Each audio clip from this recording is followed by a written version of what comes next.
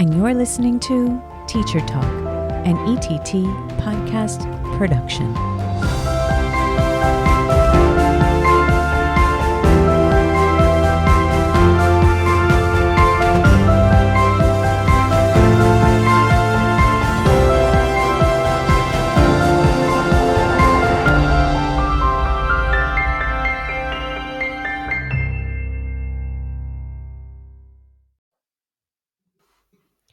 Welcome to Teacher Talk, an ETT podcast. My name is Pav Wander. I am currently a centrally assigned teacher, but I am more often a middle school teacher. You're listening to the first full-length episode of Teacher Talk, and boy, is it a good one. I am joined today by not one, but three incredible teachers, all of whom I've had the privilege to get to know better over this past year. All three are essentially assigned teachers like myself, but our roles vary to support the diverse needs of students across our system. We're talking about the very important role of learning coaches. So let's get into our conversation right away and meet these incredible educators. Welcome, Lynette, Ellen, and Jennifer. Thank you so much for joining me today. So please take a minute to introduce yourselves, your role within teaching, and maybe a little bit of a summary about how you got into the roles that you are currently in, some of your passions and experiences that have led you to the roles of early reading coach, middle year student success counselor, and K-12 coach. Lynette, I'm going to hand it over to you to start off our conversation. Thank you, Lynette. All right. Thank you so much. I've been teaching for, I don't even want to say the number, but it's been 27 years of teaching. I started as a grade 8 teacher, moved into guidance. So I was a guidance counselor for so many years until unfortunately that position was cut, and it's unfortunate because our students' mental health and wellness is so important and key in teaching and learning. If you don't have good mental health, then coming into the classroom, then how can you engage in learning? So that was my role for quite a bit of years, and then moved into actually a middle year student success counselor, and did that role for 2 years until the pandemic hit. And we were redeployed to online learning, which was interesting and fun all in itself. And then finally became a K to 12 learning coach, and unfortunately have been redeployed as a supply teacher in a K to 5 school. And that has been my journey, and it's been interesting to say the Interesting least. indeed. I know that all of these roles that you have occupied centrally over the past few years have changed. I know this is something that we're going to get into Mm. very, very soon. But I want to talk really, really briefly about that guidance role. And it's one that I feel is lamented by every teacher that I have come across in the system so far. The need for having a person in the building to really to tackle some of those mental health issues, those pieces that naturally come with guidance. And I know that that guidance piece has been kind of moved into different roles, and a lot of it has fallen on the classroom teacher as well. And I feel like that is something that requires a little bit of specialization, and that's something we can definitely get back into during the conversation as well. But thank you so much, Lynette, for introducing yourself and telling us a little bit about yourself. Jennifer, how about yourself? All right. Well, thanks for having me. I'm an early reading coach, currently redeployed. And I kind of started off my career like Lynette. It's kind of been a circuitous journey. I started off in Japan teaching there and then came to the board. And I've taught everything from kindergarten to grade 8. I've taught some phys ed, some drama and dance. I was central for a while doing English as a second language. And I was a middle years it wasn't a middle year student success counselor at the time. What was it? Student success transitions counselor.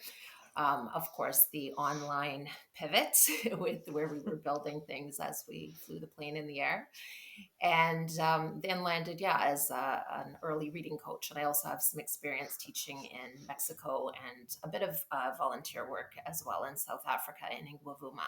So all of these kind of experiences have shaped my career, and I found that my true passion is in early literacy. So this is kind of what guided me towards that role. And I've been very impassioned by it because I love when students are putting together the components and building blocks of language and really learning how to read, and having that kind of key unlock the door to all kinds of new worlds where you can kind of do some armchair traveling and learn about different perspectives and different cultures and different ways of thinking and being in the world. And that's really where my true passion lies. So it's again, it's been a journey because we are currently redeployed, but that's definitely where my passion has kind of landed me as of late. Amazing. Thank you for sharing your experiences, not only your global experiences of teaching in different parts of the world. I always find it very fascinating when you talk about those experiences in the time that we've spent together. But also you mentioned you found sort of a passion for early literacy, and I think that that's such an important piece that we often overlook when it comes to these specialized roles, is that many of us, I would say all of us, have found a certain passion in something that we do with our jobs, which makes it so much more impactful when we are in classrooms with the students and we are working with teachers, and because it gives our work more life when we are actually enjoying what it is that we are doing and what we are teaching. And we do so much of our own professional development when it becomes our passion. And from all three of you, I have seen this. I've seen your passions being exemplified not only in the classroom space, but outside of that, in the conversations that we have, in the professional development settings that we are all in. And so I think that that's an important piece, that we are not just bodies filling roles. We are people that are incredibly passionate about the work that we are doing, and so that's a very important piece that you've added to the conversation. So thank you for that, Jennifer. Ellen, welcome. Thank you for joining us, and please tell us a little bit about yourself. Thank you. And really happy to be here and have the opportunity to share some of my journey as an educator. So I started off, this is my 22nd year in teaching. So not as in there as Lynette, but I've been in there for a while. I started off in primary and was surplused into intermediate. And so primary was always my passion. But once I got into the intermediate world and I realized, the opportunities there, and also the possibilities for me to use my passion for equity to not only do work but empower students. I kind of just stayed in that middle years area, and right now I'm a middle years student success counselor, but redeployed to as an occasional teacher. So it's interesting as well. Even though we're not in the role that we were hired to be in, I'm getting a lot of insight into the system. I'm getting to know a lot of new educators, and I'm getting to see the different opportunities for, hopefully, if I'm in Central again, opportunities to support on a larger scale. So, having been in the classroom, I was in the classroom for almost 20 years and decided, okay, I'm seeing things that I'd like to do and things that I'd like to change. And in the scope of one classroom, there's only so much you can do. So that was the push for me to go into Central. And so far, it's been quite rewarding.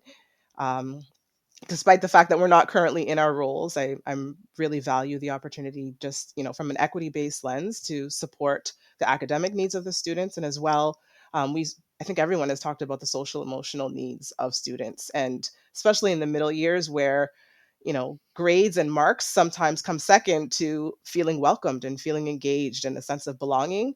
As a middle years student success counselor, I felt really privileged to be able to support the school climate growth and the vision of the teachers and of the school as a whole and of the system. So I'm looking forward to whatever happens next, but it's been just a little taste of Central, and I've really enjoyed it so Thank far. you, Ellen, for mentioning everything that you mentioned. I truly appreciate, one, your mentioning of the equity component and sort of how our central roles have opened opened up our eyes, if they weren't already open, pardon me, to all of the inequities that might be happening in the system, and not just the middle years, but also early literacy and on a K-12 level. So I appreciate you mentioning that as well, and also the well-being piece, because that is, it's different in every age group. And so having a role that is central to middle years, having a role that is central to the primary years, we're able to fill in and see where those gaps are when it comes to well-being, when it comes to social and emotional learning, and see what we can do specifically in those roles to be able to, reach all of those students in different ways. So I'm really, really excited for this conversation is going to go. There are already so many nuggets that I want to dive further into, but I know that some of our questions that we have coming up in the conversations will cover many of those things. So let's get into that conversation. So um, we are all in coaching positions. We're all centrally assigned teachers. And I think that once you are actually in the role, you know what it entails. But for everybody who is watching from the outside, from the periphery, it can often become something that is very trivialized, very simplified, and above everything else, very undervalued. And I think we're all feeling a little bit of that with redeployment at the moment. And so please explain to listeners and viewers more about your role, what it is specifically that you do within that role, within your landscape of learning, and also how it entails to fostering joy in education, which is such a system priority for us. So I'm going to start with Jennifer. Please tell us a little bit more about what the early literacy coaches do, the early reading coaches do, and about, what it is that your role, why it is that your role is so important and imperative within our system. Absolutely. So I think one of the things about the role, and you had mentioned it, it's the specificity and the passion that the role allows you to have. So, first and foremost, we want to foster confidence, competency, and joy in reading. And because I'm focused in the early years, so kindergarten to grade 1 is the major focus, we want students ideally to be reading with confidence, competency, fluency, and joy by the end of grade 1, because we know that the earlier the better, and then that will engender future success. And educators, as we all know, and we were all in the classroom for numerous years, you're just juggling so many balls and you have so many multitudinous expectations that it is really hard to focus and really hone things in. So, in my job, not only do I have that time to really focus on one thing, which is early literacy, but I'm also in so many different spaces. So 5 schools where I'm primarily concentrated, but then also some offside schools where I might go in just for, kind of consultancy basis, or to do some professional learning communities or some seminars, or to touch base with teachers who have requested it, things like that. And I think what's great is that you can cross pollinate those ideas as well. So I'm in one space and I see something that's going on in a kindergarten classroom, and it's like, hey, this is really working. You know what? I'm going to bring that idea to this kindergarten class. And I have that exposure to so many ways of doing things that when you're in one classroom in one school, we tend to get siloed, right? And another component, I think, is just, again, as educators, we're doing so many things. And at the end of the day, we want to know better so we can do better, but it's the time factor and the pragmatics. So one of the things that's come out is the right to read report. And I mean, this is a report, it's 550 odd pages long, right? So when I talk to educators, have you looked at the report? Do you know about the report? There's the sheepish kind of smile. And, understandably, people haven't really cracked into that report. It's a It's lengthy hefty, read. yeah. And so, for me to go into that and to watch the launch and to extract the salient points and to bring that to educators and to talk about, what are the impacts of the report? How does that look, to bring all of the training that I've been so fortunate to receive through the speech and language pathologist, and to understand how it is that children build phonological awareness and then phonemic awareness, and then they map sound to symbol and they understand what graphemes are, and then how do you do decoding, and what is like the spectrum of decoding, because you're learning, CVC words, or that consonant vowel consonant, before you learn like vowel teams. So the words that have 2 vowels at the end, and there's a sequence to how students learn. So for me to really kind of marinate in all of this and to be listening to podcasts, to be going to conferences, again, it's much easier in my role for me to go to a conference than as a classroom teacher where you need coverage and there's all of the logistical pieces, right? So I can really do a lot of reading, I can do a lot of research, I can kind of make those schools and those classroom spaces a kind of laboratory where I try different things out with the educator and say, like, you know what, I've really been thinking about this and what I heard and what the speech and language pathologists have told me, and thinking about how to bring choice and voice and identity into what we're doing with the students. So how do we put all of those pieces together and really plan something solid and meaningful? And then we try it out, and I have the luxury, I can try it out in lots of different spaces and I see the spectrum of how it turns out, right? So I think that is one thing that we can really focus on, that area of passion, and I'm not distracted because I am thinking about yard duty and IEPs and report cards and power school and staff meetings and running events and running clubs. I can really become a specialist in what I do. And then I can really, not to say that, my learning curve is steep too. I certainly don't have all the answers, but I have that luxury to focus in. And then what I can bring is a focused lens. Thank you, Jennifer. I think you hit the nail on the head right at the end there. You have the luxury of really zeroing in. And that really is something that I have felt for the first time this year in the role as well. You have the privilege, the ability to be able to do a lot more research because, as you mentioned, you're not bogged down by all of the little intricacies that come with being a classroom teacher. I can't imagine being in the classroom all the time and then still having the ability to do as much reading as I did this year. There's the ability to participate in all kinds of professional learning, and then I love the term that you use, cross pollinate. I think that is perfect because yes, you're in so many spaces, you can see what's happening, and you can see how teachers are interacting with different groups of students in different ways, see the different types of learning environments that are being created, and you can then take some of those learnings and bring them into different spaces. As teachers, as much as we try to visit each other's classrooms or share, what are you doing in your class, there's just such a limited amount of time to really be able to go into that deeply and try new things when you don't even have time to plan for the 7-8 things that you have going on that day. So I think that it's so important, and it's also so important, such a great way to get new learning into classroom spaces. And so the roles I think that we have fulfilled really allow for that to be in a really meaningful way. Thank you so much for sharing a little bit more about your role. Ellen, tell us a little bit more about the middle year student success counselor role and what your experiences have been in that position. So this is my second year in the role, and collectively, probably I've accumulated about a year's worth of actual time in the role due to our redeployment last year and this year.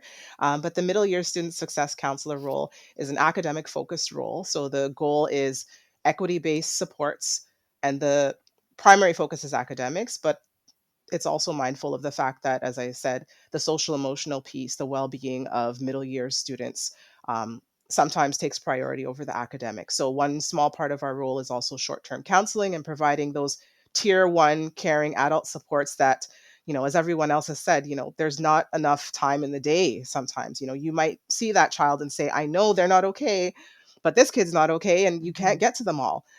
So, when I'm in my role, coming into classrooms and introducing myself to teachers and letting them know what I can do, one of the things that I present to them is that I'm a resource of time. So it's similar to what Jennifer said, I can come and bring things that you might not have the time to do on your own because you're bogged down with so many things. So sometimes it's supporting teachers with creating a learning plan for a student who's at grade level but maybe just struggling with their engagement. Sometimes it's working in the classroom to just support the climate needs. Sometimes it's helping teachers with classroom management challenges. So it really depends on what the needs are within the school, but we can all acknowledge that we are working in an underfunded system, and the luxury of our roles, or the advantage of our roles, is that we provide that resource where teachers normally would be working on weekends and working overnight and working 20-hour days trying to find what they can find, and then coming to school burnt out and not having the capacity to be there emotionally for the students. So our system as a whole, you know, is probably not running as efficiently as we would like it to, but our rule helped some of that. It allowed teachers a little bit of a breath to say, okay, these three students I'm concerned about for these reasons. I know that they need these supports, and this is what I'd like to find. I'm not sure where to find it. And as central staff, we have the advantage of going to professional learning. We have the advantage, of course, to research and find tools that teachers simply just don't have the time to do.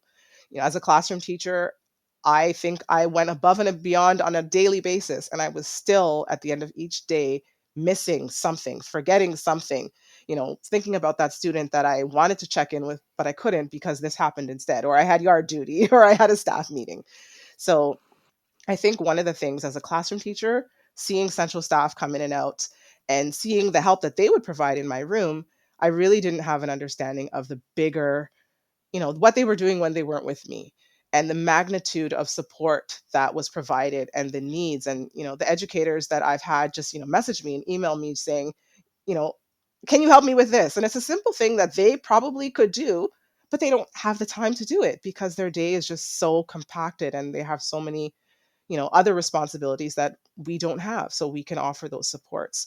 One of the main things as well with the middle year student success counselor role, when we're talking about joy, is the fact that for students in grade 6 to 8 who are highly social and highly figuring out how to navigate all of those complexities of relationships, and navigating how to question a mark with a teacher, and how to advocate being respectful, and how to find your voice, and how to learn the system as a young adult, as a youth. They don't have that opportunity. But when we're coming in and having that chance to say, okay, let's come and let's talk about, you have this concern, how can we, create a script for you to say, oh, this is my concern, this is how I can do this. Those coaching pieces where, as classroom teachers with 30 to 40 kids in your class, and in middle years you're having a range of abilities from kindergarten to grade 10 maybe, to have all of those needs, and then to still need to be able to support and empower students for them to find that sense of joy in their learning. Our system, unfortunately, it can't do that. It cannot do that. It's not capable of doing that without specialized roles where people can come in and target that support. So I've realized and I've understood just from my role the impact of the need, and how much teachers want that support and they need that extra, and then having it pulled away at a time where our education system is still so fragile. um, yeah, it's unfortunate because the roles are definitely needed. That's not a question at all. And the students are suffering. And if we're looking at student success and joy, to have people who they've connected with and who they've cultivated as part of their village suddenly Hmm. just moved, you know, that's a huge joy factor in their ability to engage in learning. Absolutely. Something that you said just really struck me, and it was, the middle year students often need a little bit of coaching. They often need that one-on-one support, because as we know about, and I've been a middle school teacher my entire career, um, they don't wear their feelings on their sleeves. You see their challenges being presented, they manifest in very different ways. They manifest in sometimes aggression, sometimes depression and anxiety, disengagement from the work that they're doing, a lack of joy. These are the ways that some of our middle year students express the things that they're feeling, or their inability to connect to what it is that they are learning in class. So it's difficult. It's difficult to sit with a student and say, what is wrong? What's it with younger students, and often with older students, sometimes maybe not. They'll tell you what's exactly going on. Middle school students don't even have the capacity so much. Nothing. Yeah, they'll Nothing, just say right? nothing. Because it's It's it's okay. difficult for those Nothing. students to even Yeah. process what's going on Yeah. in their own minds, and Hmm. there's so much that's happening around them. There's the added pressure of social acceptance, and so this is all stuff that's happening. And now post COVID, there's even a greater need for it because students have had 2 or 3 years where they haven't had the ability to socialize with one another. They haven't worked out those ways that they can engage with one another on that level. Or even academically, they haven't had the ability to learn how to advocate for themselves. And this is where the student success counselors or middle year student success counselors have the ability to come into that space and immediately see those students and saying, I know that the teacher isn't able to do this right now, but I can do this. I can meet with those 3 4 students on a regular basis whenever I'm in the building. They know that I'm going to come and see them. They know who I am at this point. They see me half of the week, and we can work together on something, and it gives you the opportunity to find out what brings them joy and cater to those needs.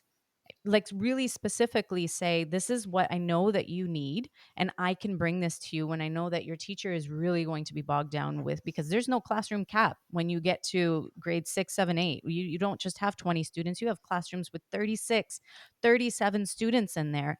I don't know how it's even possible for a teacher to have a one-on-one conversation with a student during the day, much less be able to figure out what's going on with that student. And so I think that it's so important, the work, Ellen, that you and the middle year student success counselors are doing to support those social emotional needs, and then that plays a huge factor in academics. It's like the underlying foundation for everything. And so thank you so much for sharing a little bit more about that role, and the way that you have engaged and interacted with it over the past couple of years.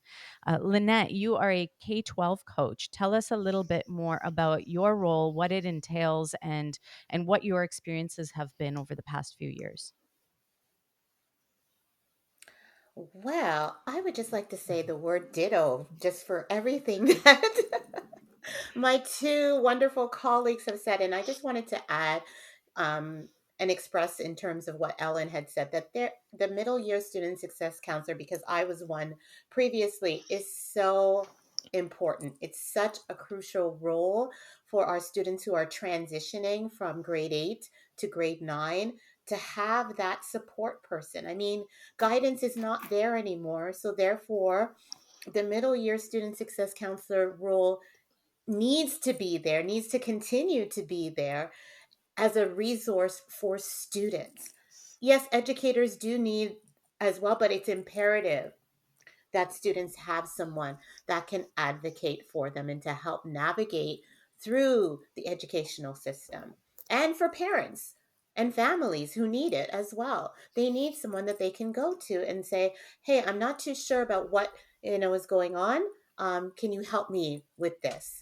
So I just wanted to say that before I get started. um, but I've been a K to 12 coach. Just this is my first year. I've had 6 schools that I go into, and I support educators and students in math and language. And more or less, I go into the schools asking questions about what is happening in your classroom. What is your greatest need? Like, as a support and as a resource, what can I do to help support the learning that is happening in your classrooms? Um, and this year, well, what I've done in a lot of my spaces is, because I am such a huge fan of Dr. Goldie Mohammed's framework, is trying to incorporate that into the classrooms. So that, and a lot of teachers and educators, as we've said previously, don't have the opportunity to know what that framework is. What does it involve? And when I break it down to them in terms of moving away from our learning goals that we've done previously, and learning goals are great and fine, but how are we tapping in to knowing who our students are, their identity? What do I want to bring forth in terms of my students' identity in the classroom? How do I want to build on their skills, their knowledge? Because we know knowledge is power, and we're moving forward in this digital technology. How am I going to impart the knowledge that my students need and the skills that they need in order to move forward? Then criticality. We want to build critical thinkers. This is so important. And then finally, Dr. Goldie Muhammad talks about the joy. During the pandemic, I know so many educators lost their joy teaching behind a screen and finding different ways to reach students. And so that is, I find when I talk to educators, they're like, as soon as I say the word joy, a lot of them just like, wow, I know that that's missing. I know I need to put that back into my lessons. And a lot of them have it there, but it's just how do I make sure that I'm doing that on a continuous basis? Because we want to make sure that we're cultivating the joy and the genius of our students. Amazing, Lynette. And that's Thank where you I'll so leave much it for at. highlighting. I know that Jennifer and Ellen covered a lot of the stuff that overlaps with the centrally assigned teachers, and the K-12 coaches do a lot of that work, but also are able to tap into all of the different grade levels and see, like as Jennifer mentioned, that cross pollination that's not just happening from class to class, but Yes. also from panel to panel and division to division. And so I think that that's also a very important thing that you have been doing. And I've been lucky enough to be a part of your professional learning that you have offered around Dr. Goldie Muhammad's framework in cultivating genius. And I can say for certainty, because this was my first year being central. The year before that, I was in the classroom, and I was introduced to cultivating genius while during the pandemic when the book was released. Very excited to look into it. It was really difficult for me to go in depth with the book. I didn't have time to read it. I did have a copy of it, but it was just like casual perusing. It was Googling, how can I use it in the classroom? It was very piecemeal. And I found that I didn't have the ability to really dive deep into it. But watching you talk about the way that you have integrated it into the classroom learning gave me additional insight into what it could possibly do. And that was such an eye-opening moment for me, because you were able to do this while you were in that central role. I can't imagine that any teacher would have the ability to go that deep in putting together a presentation for other teachers to learn from when they're also juggling the classroom learning and everything that's happening in the classroom. So I had a greater privilege this past year to be able to dive even deeper and even have a conversation with Dr. Goldie Muhammad myself, which was an incredible blessing. But the work that you did, Lynette, in bringing that learning to teachers across the system was so crucial and so important, and it really gave me an ability to see what I can bring into the classroom and the impact that it can have, and the brilliance that can be showed by the students in the classroom space as they engage with this incredible framework. So, thank you again for providing that incredible learning and for continuing to spread that wonderful learning across the system as well. As we get deeper into the conversation, we're talking about all of the wonderful things that we are doing in our roles and all of the impact that it has. But there continues to be a lot of misrepresentation about the roles that we are in, and the way that they are kind of presented. Is there anything, and you're welcome to, make this more conversational. You don't have to wait for me. You can speak to one another about the things that you have experienced as well. But what are some things that you feel have been misrepresented in the media or in general society that you feel like you need to reinform? And I know that this can be tough, but I know that there are some misconceptions that are out there, some biases that exist. Is there anything that you feel that maybe you'd like to address about those misrepresentations? I'll throw it out to anybody who'd like to start. Okay, I'll thanks, start. Ellen. So I think for me, one of the things that I heard when I first came into the role is, you get paid a lot of money and you don't do much. And I think on the surface, it looks like that. And as a classroom teacher who welcomed central staff and was excited every time I saw someone and was grabbing them, I didn't know what they did, even though I appreciated and I wanted the interaction and the learning. I had no clue. And I think that alone, It's a common adage, you don't know someone's life unless you've walked in their shoes and unless you've done the role. And I might be in your classroom for an hour within a week, but within the rest of the week, Mhm. what am I doing? And just as we don't know what's happening in a classroom next door to us, we don't know what's happening in a role. When working with administrators, we might see them doing their jobs, but we don't know exactly what their jobs are, what their limitations are, what their expectations are beyond what we see. So I think as educators, just because we teach and we know the system, we know what every role in the system looks like.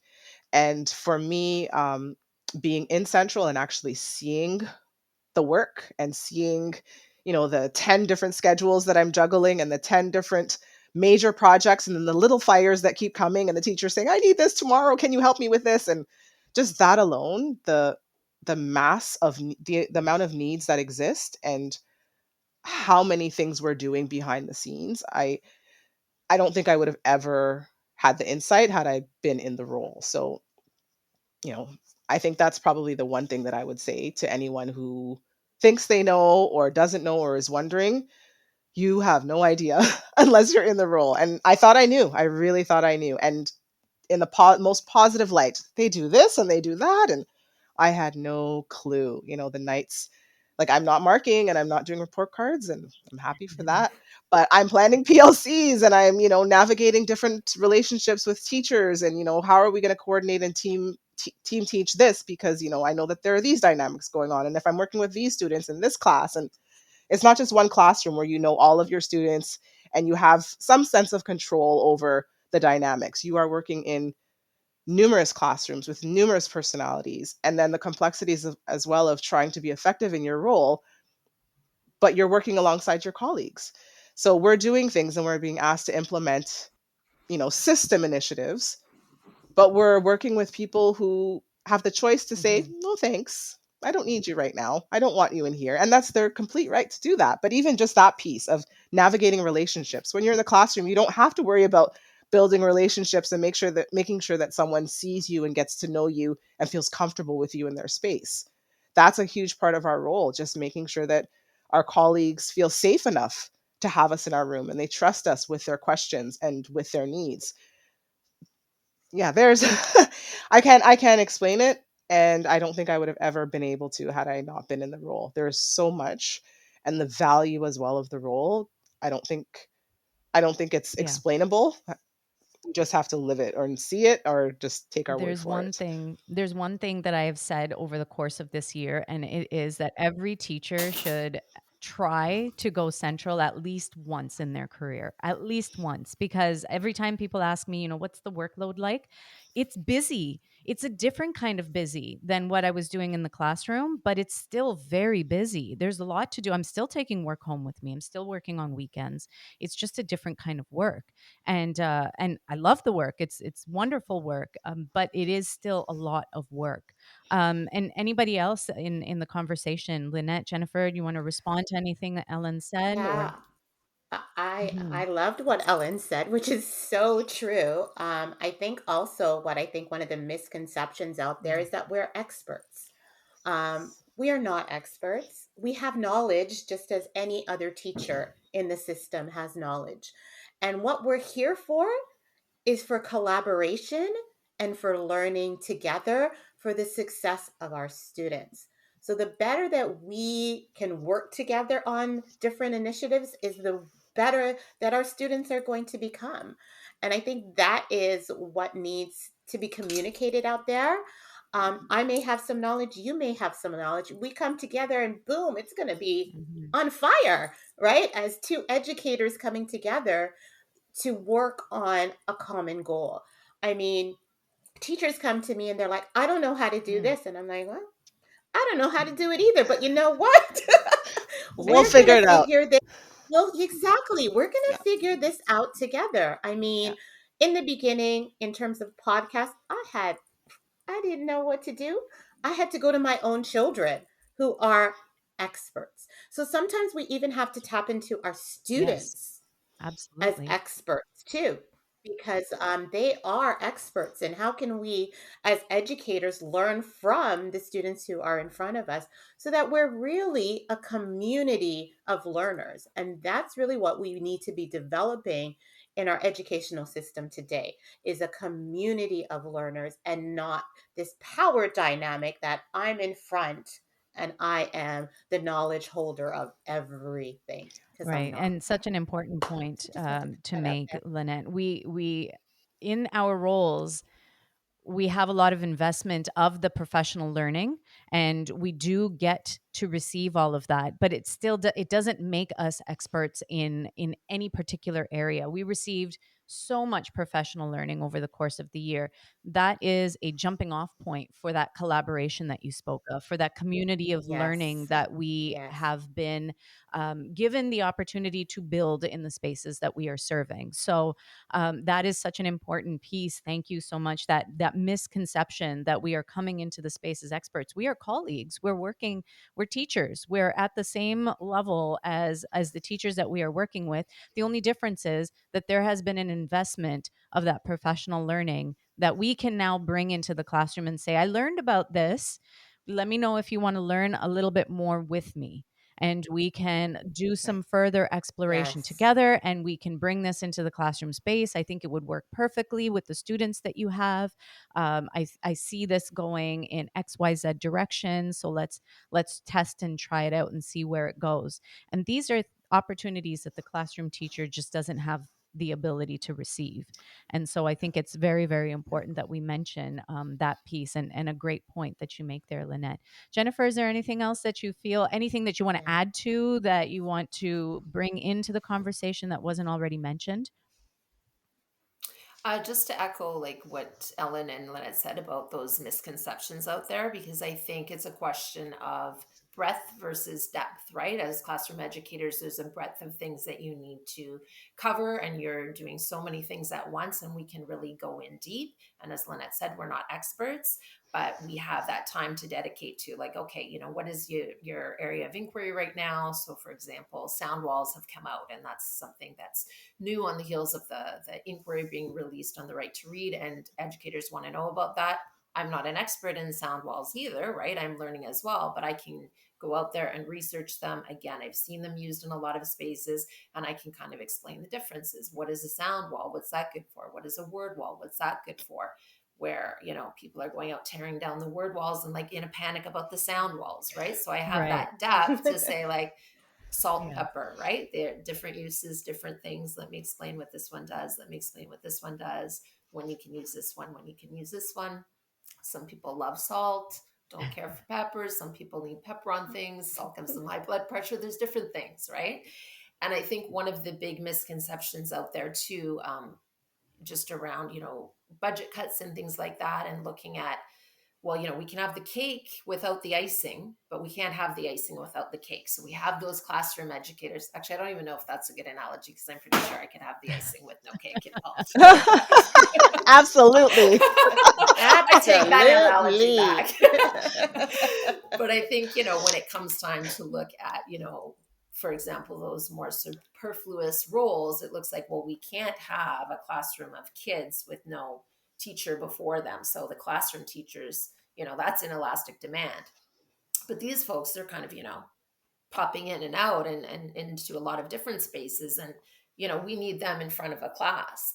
But that's, and that's the pragmatics and the logistics of the situation in terms of numbers and student safety. But when we look at, what we're offering in terms of being able to go deep into that knowledge, and if we want students feeling joy and feeling heard and feeling celebrated, and actually having their voices be a part of what they're learning, then we do need Mhm. these roles, right? Because, as Ellen was saying, like, you can't, as a classroom teacher, Yeah. be attuned to so many different needs as once, right? It takes a village, and we're part of that village. So when you take the village out and people are solo again, and I think you mentioned a Yeah. burnout issue that's coming up, like, we see it all the time in our roles, right? Educator burnout is very real. It's very huge, because it's become Mhm. untenable, right? We need those people. We need people in central roles that have the depth, that can come in and consult and guide and collaborate and and just, it's, part of that village. Absolutely. You know what, Jen? I Hmm. wanted to just jump in and say I've had this year so many educators come to me and say, I didn't know. I didn't know what central people can bring to the role, to my classroom. I didn't know. And why isn't, and now they're asking, why isn't there more of you out there? Yeah. You know, I'm getting the emails. Are you ever coming back? I know. Yeah. Yeah. Even from the kids, even from the students. I mean, I was in a Google Classroom and I just said hi to them saying that I miss them. And they're like, but are you coming back? We still have this to do. We haven't completed our video production. We want you to see it. Like all these such rich learning opportunities that have started that have been put Hmm. on pause. And it's so unfortunate that this redeployment has caused this pause Yeah. for so many learners in the Indeed. system. Yeah. I just wanted to add as well, one of them that you were saying, the students and their, where are you coming back and when are you coming back? And the things that I have had the privilege and the honor to support in my role, and the changes that I've been able to help facilitate, and the, just caring adult ear that I was able to offer when the teacher had, their 40 students and they had their fire to put out, I said, I can take this one. And if I pulled out all of those things that I was able to support and assist, and those crises that I was able to support with de-escalating, and that's just one person. If I took myself out of that and the impact, I think about all of those students and what they wouldn't have had, just for the resource of having an extra person in the building that's dedicated to supporting their academic and social emotional needs. I know that I've had an impact just as one person. And I think about what I've seen and the stories that I can't ever tell. And then I think about the schools that don't have someone like me in this role, that don't have central support and have overwhelmed, burnt out teachers who have way too much on their plate. What's happening in those Hmm. schools? And that's the piece that I think, um, the misconception. I think that that's what's missing. That, even if I reached one kid, even if I helped save one student, even if I helped with one learning plan, it's still one thing that wasn't going to happen given the existing limitations of our system. So I just, yeah, it's hard to quantify, but the qualitative impact of our roles, I think you can't measure that, but it's palatable. And you speak to the students, you speak to the educators who now are stuck with that extra load that we were Yeah. helping to carry. And it's the system cannot sustain itself without the Exactly. supports, essential 100% I supports. agree. And thank you for that sort of emotional, like I got emotional listening to you Yeah. to you speak about that, because I think anecdotally every single one of us has at least a story of when are you coming back? Yeah. When are you going to be in our Yeah. space again? Every single Mhm. one of us, because that impact is real and it has been real. And another thing that we haven't really touched upon is the fact that we're not supporting the entire system. We're supporting a very small fraction of schools in the system. And Yep. that's right. Equity. And Yep. I would say that every single school in our system needs a centrally assigned teacher, someone to help do this Oh work, yeah. because there's no school in the system that is operating at full capacity. And even when we think about it that way, right now we're not in any school doing the work that we were doing, um, but even when we were at full force doing everything that we were doing, we were only supporting a very small fraction of the system in areas where every school needs that support. And so I think that that's another very important thing. Um, and that brings me to a bigger conversation, the conversation that is being put out into the media, um, from the government, and this idea that we need to go back to basics to support the students. Yeah. And I see the looks that you're given already. And so how do you respond to that, especially when it comes to math and literacy support, that we need to be going back to basics? I don't even know what that means. I don't know if any of you can explain it to me. But how do you respond to it? How do you respond to this messaging that so many parents, so many community members in the province are soaking in and saying, yes, that's right. We do need to go back to basics. What is all this fluff that's being presented? We need to just go back to basics. What do we say to that? I'm going to open it up for somebody to jump in because I know someone's going to pounce.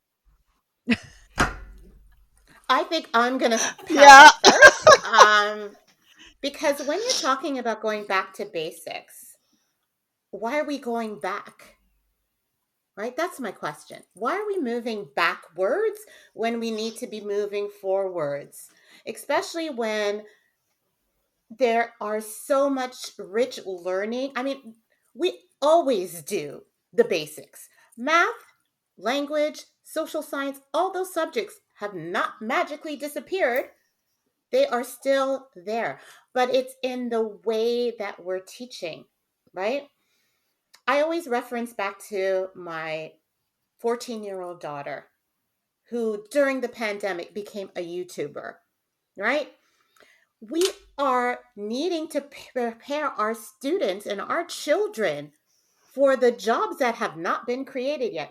Who in this room would ever imagine that their child would become a YouTuber? No. Have we prepared them for it? Yes, we have in some ways in terms of oral communication. And that is the Criticality. basics. Yep. Yeah, exactly. Yep. But we have to put in the criticality of it, as you just said, Ellen. Thank you for that nugget that you just dropped, because they have to be able to know, what am I going to present to my audience? Who is my audience? My daughter looks at her analytics now. I'm like, looking, girlfriend, you know analytics? Okay. Because that's what she needs to know.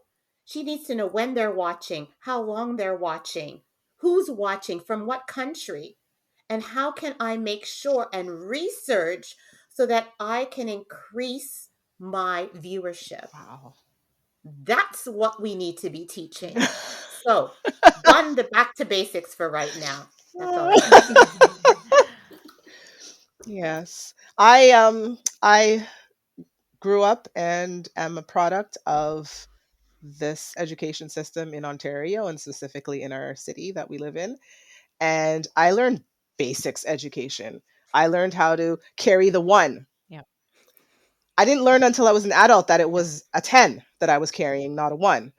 So I learned the basics. I learned the rote steps and how to do things. I never learned the why. I never learned that critical piece of understanding the depth of what I'm doing. And once I did that, and once I learned that that was something that the students needed to learn, because I wasn't taught to teach that, all of a sudden, that piece that Lynette talked about, where her daughter's saying, oh, I need to analyze this and do that. We can't teach those skills, but we can teach them to think beyond the basics. So, yes, basics. And why does it have to be either or? In a world that is not basic, our world has not been basic since, I Never. don't know, since 1980s, in terms of at least technological advances, and we have never been able to function, at least in the most recent times, on a basic level. Our world is not like that. So if we're choosing to go back to the basics, then we are not reflecting the needs and the pace and the dynamics of our current society. So we can go back to the basics, but the world is not basic. So we're not preparing our Right. students When for the we world. if we go back to basics, we are Exactly. taking the meaning out of the learning that we are doing. And what both of you Yeah. have mentioned Yeah. so far is the meaningfulness and the criticality of the learning that you have witnessed that is not basic learning. The learning, Lynette, that you talk about with your daughter, that is meaningful learning to her because it's important to her, because it impacts the work that she is doing. And that is critical work. Mhm. That is she is looking at that in a very critical way, and she's dissecting the learning that she is bringing for herself, and she's going out and seeking the answers that she needs. And that's the kind of learning that we need. We don't need that rote learning. We don't need memorization of facts because it's not going to serve us any purpose. And I know that Jennifer, in the work that you are doing, you have done a lot of learn. I have done a lot of learning. Anecdotally, I have learned so much about the science of reading in this past year that I had absolutely no clue about. And the whole time I'm thinking to myself, this is a lot of learning that I have never received as an educator. And so how am I going to go back? I'm a middle school teacher. If I'm back in the classroom next year, how am I going to take this learning and tie it into intermediate students? And so I am making that learning meaningful for myself. And so when we think about going back to basics, what does that mean for literacy? What does that mean for reading?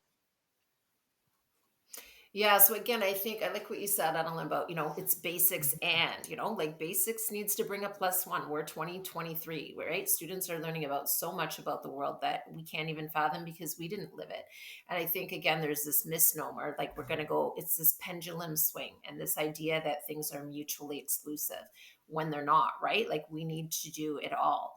So yes, in terms of, for example, the science of reading and breaking down what decoding is, we need that as a way to, unlock decoding so that students can access literature, so that we can go into literature that's rich and important and representative and what students want to read. So for example, I was working with a student in grade 7, very emergent reader, and his book of choice was Kwame Alexander's Crossover, and that's the book that he wants to read. Now, it's not accessible to him because he's never learned how to decode. So Hmm. we went back to the decoding and did some, decodable readers. But again, with the understanding, like, look, this isn't, you're not going to win a Newbery Award with this stuff. It's very contrived. But if I use the fruit salad example, right, for students that are striving or struggling readers, if you have a fruit salad and it's got all of the different fruit in there, it's kind of overwhelming and there's a lot of things. So if you break it down into, okay, here's a fruit salad just with apples. Now we're going to add a bit of mango. Now you've got some apple and mango. Now we're going to add some pear. Now we're going to add some strawberries. And you kind of break it down. And then students are able to unlock that reading, that code of reading. So this student, finished a decodable reader and said, that was Mhm. satisfying because he was able to read the book end to end. And then we can go back into his book and say, like, okay, let's co-read this together. And I'm going to do some of the reading. And then, we're learning about digraphs. Like there's going to be some words in here with digraphs. Let's kind of explore that. But knowing that there's a lot of other words out there that at this point are just, kind of overwhelming because he hasn't learned the code yet. No one's explicitly taught him the code. So yeah, this idea where things are mutually exclusive, like we're going to go back to basics and knock out all this other rich, important learning, like that doesn't make sense, right? We need to do, it's an and situation. The pendulum can't go like this because then we're knocking something else flat. And Mhm. like Lynette said, we've always been doing, Yeah, foundational learning, but what our students are exposed to now more than ever, it's a new frontier, and we need to learn from them, and we need to listen to them about what it is that they're doing and learning and needing and who they want to be and what the careers are that they want to pursue, and then prepare from that. that's right. We want to get them ready to be learners for life and not just learners while they are in the education system. And this is the way that we do that. We set the foundations for them and then let them go beyond that. And I think that this back to basics phrasing is really a scare tactic more than anything. That, if we can just find a way to go back to the basics, then everything will be fine again and we won't have all the issues that we are having. And I think that that is a dangerous message to be spreading out to the public, and especially to be spreading within a school system that is already severely broken and underfunded and needs more. But back to basics creates this misnomer that we should just be taking things away. We shouldn't be adding to this. We should be removing more, and that's dangerous. That's dangerous for the students and for the educators that are in this system. So I really want to thank you for everything that you have put into this conversation and all of the breadth of knowledge that you have added. I have even jotted down so many notes about things that you have said. for my own learning as well. And I'm sure that many teachers will be taking away those same nuggets as well. And hopefully, we will have not less but more centrally assigned teachers going into the future. And we're going to continue to advocate for that because of how important it really is. As we wrap up this conversation, I'd love to hear about something that you're doing right now, something that you're working on, maybe some learning that you are doing. Maybe you've got some projects on the go. What are you planning for the summer? Let us out of this conversation with something that we can take away. Would love to hear from you first, Jennifer.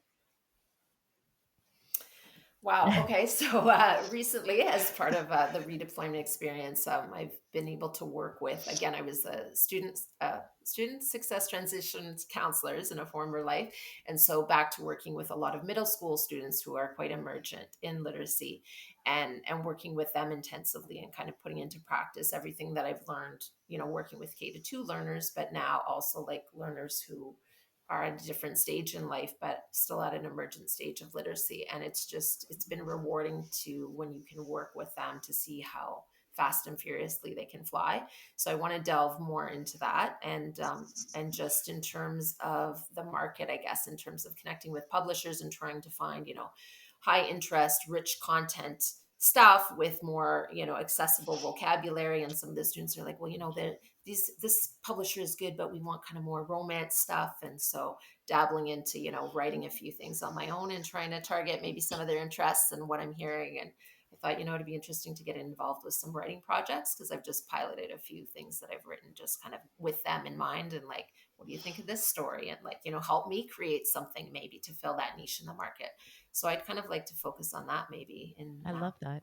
in the summer, just some So writing Jen, are we projects. going to I don't get a know. romance Yes. novel out of you at the end You of this? might. I'm open for Okay. all ideas. I can't wait. Tween romance.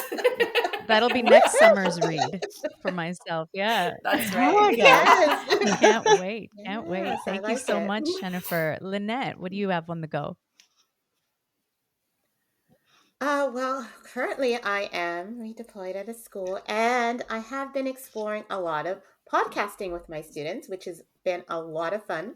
I'm at a K-5 school and we've been exploring what is joy, what brings you joy, and we've been creating our own school podcast, putting things on QR codes and Nice. having parents being able to be engaged. We're having a fun fair coming up recently and soon, and we're going to have the parents be a part of the podcast, which is going to be kind of fun and exciting. I'm not going to be doing no romance novels. It's all good. Maybe reading a few. I may be reading a few, but I was recently contacted by Reading for the Love of It, and they would like me to present next year. So I'm excited. I have to put in my proposal. So yeah, just doing some writing, some traveling. I'm gonna go to St. Lucia this summer with my family. Nice. So that would be good. And just watching my own child grow in terms of being her own YouTuber, making money so that she can help mom retire Yes. early. 4 more years left. And so it's just exciting just to even watch her grow, and just even be learning from her. Because the things that my children do at home, I Mhm. bring it into the classroom Mhm. because they're our future and they are the ones that are going to be on the journey and continue on the journey of life and careers and all that stuff. So just making sure that I'm there to support all of That them sounds in that journey. amazing, And Lynette. that's You've got some amazing things on the go. Congratulations on all of those wonderful things. it. Thank you. And the podcasting that's happening in the classroom, that's music to my ears. So that's amazing to hear about. Yes. Thank you. Ellen, what have you got coming up? So a couple of things, and I wanted to mention Lynette was talking about podcasts and PR and QR codes. That's Mhm. not the That's not the basics. basics. It's Oh, it's yes, from the it's not. basics, but you can have all those amazing parent engagement opportunities That's doing right. worksheets. I just wanted to say that. Thank So you. in Yes. terms of my next steps, on my personal level, I have an almost 14-year-old and a 16-year-old. So while I have worked with teens for a very long time, I have never parented teens. So I'm learning and growing, making mistakes and taking notes and supporting them in their academic and personal journeys as well. And professionally, I think, more committed to my personal and professional growth as well. Being in the classroom, I just did not have the privilege of time to really connect with leaders. And being in a central role, I've been able to interact with administrators that I wouldn't have been able to. I've been able to get knowledge and insight and feedback and ideas. And so I know professionally, developing my mentor group and really looking at my professional next steps, and as well, having been in different schools and realizing, while we're all learners, we all have our lived experiences and our assets, and knowing what I've lived through and grown from within the system, and providing opportunities to support and mentor other teachers who are new and coming up. That's been one of the pleasant surprises of this role. I thought it was, students and teachers in teaching, but the mentorship piece for me, being able to learn from and as well to support some of the newer teachers, just learning how to navigate the system and learning how to just figure out what the opportunities are, what their paths are. But just, I think my next step is really just, fueling and growing myself and supporting those in my village as well. So we can be better citizens and help help to make this world a bit of a better place than we have it right now. So just personal, academic, and I emotional love growth that. for I me. love that. The service that you're Yeah. providing for teachers and for the community in the learning environment is so crucial. So thank you so much for doing that Mhm. important work.